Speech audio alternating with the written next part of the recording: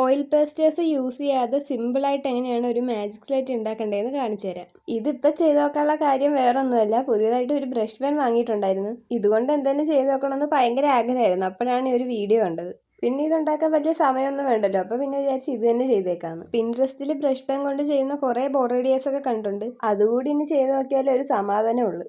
Brush പെന്നിൻ്റെ rate ചോദിച്ച ഒരു comment ഞാൻ കണ്ടായിരുന്നു. ഇത് എനിക്ക് ഓഫ്ലൈനായിട്ടാണ് ഞാൻ മേടിച്ചപ്പോൾ 150 രൂപയായി. ഓൺലൈനിൽ മേടിക്കാൻ കിട്ടും. ഓൺലൈനിൽ 200 സംതിങ് രൂപയെങ്ങാണ്ടാണെന്ന് എനിക്ക് തോന്നുന്നത്. ഇനി മാജിക് സ്ലേറ്റ് എങ്ങനെ ഉണ്ടാക്കേണ്ടതെന്ന് പറഞ്ഞുതരാം. നല്ലൊരു കട്ടിയുള്ള പേപ്പർ എടുത്ത് അതിനകത്ത് പല കളർ അടിച്ചു കൊടുക്കണം. അതിൻ്റെ മേളിൽ സെല്ലോ ടേപ്പ് വെച്ച് ഒന്ന് കവർ ചെയ്തെടുക്കണം. അടിച്ചു കൊടുക്കുന്ന സമയത്ത് വെള്ളം യൂസേ ചെയ്യരുത്.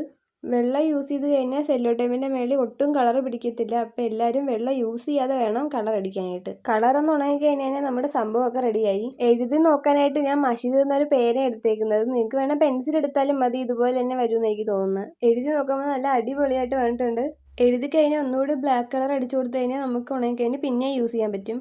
നമ്മുടെ ചാനലിൽ ക്രിസ്മസ് സീരീസ് സ്റ്റാർട്ട് ചെയ്തിട്ടുണ്ട്. അപ്പോൾ കാണാൻ താല്പര്യമുള്ളവർ എന്തായാലും ഒന്ന് കണ്ടു നോക്കുക. അപ്പോൾ നമ്മുടെ ഇന്നത്തെ വീഡിയോ ഇത്രയേ ഉള്ളൂ. ആർക്ക് വേണമെങ്കിലും സിമ്പിളായിട്ട് ഉണ്ടാക്കാൻ പറ്റുന്ന ഒരു ക്രാഫ്റ്റാണിത്.